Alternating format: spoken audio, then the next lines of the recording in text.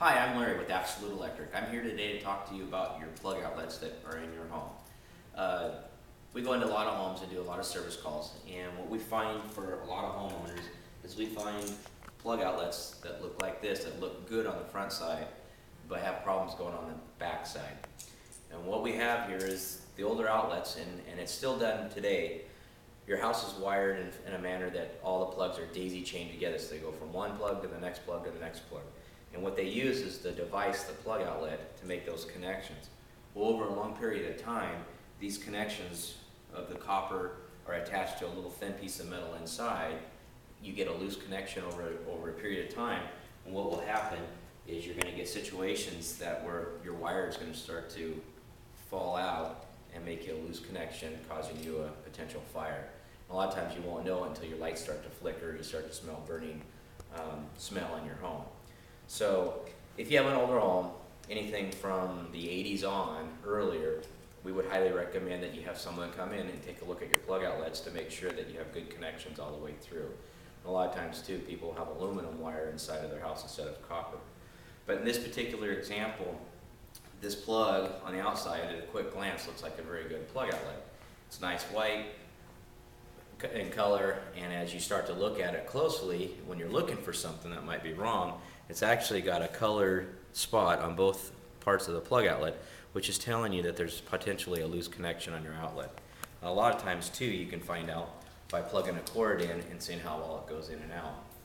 This particular situation here actually had conductors that literally fell out of the plug outlet, and the homeowner would have had a fire in their home. So fortunately the breaker tripped on it. Also, you'll see that plug outlets, people that have a RV or a wall heater plugged in, you'll see outlets that sometimes look normal with something plugged into it, but when you unplug it, you'll find a burnt spot on the plug outlet. And again, it's a spot that had a loose connection on the plug and or the cord itself, which caused this to happen, and it caused it to melt. Many homeowners don't realize that until sometimes it's too late. We highly recommend that if you're using a wall heater, check your outlets all the time and make sure if they're getting hot to adjust the temperature on it. If you're using your plug outlets for a RV plug, your cord to plug into, again, either get a dedicated circuit or make sure your connections are not getting too hot. Also, something that you want to make sure that you're paying attention to is how well your cords go in and out of the sockets. If your cords literally are to a point where they almost fall out, it's definitely a time to replace these outlets.